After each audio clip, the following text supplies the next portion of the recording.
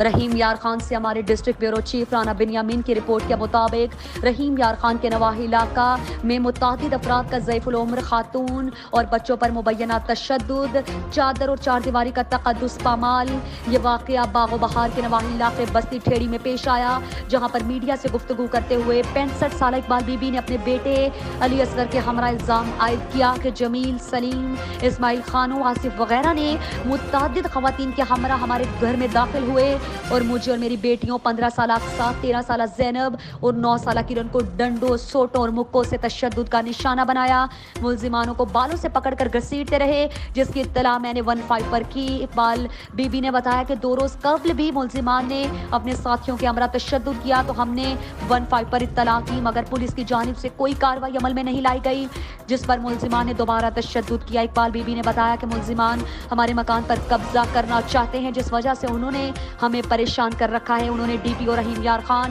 D S P Khanpur, S H O تھانہ سہجا سے انصاف کی اپیل کی ہے۔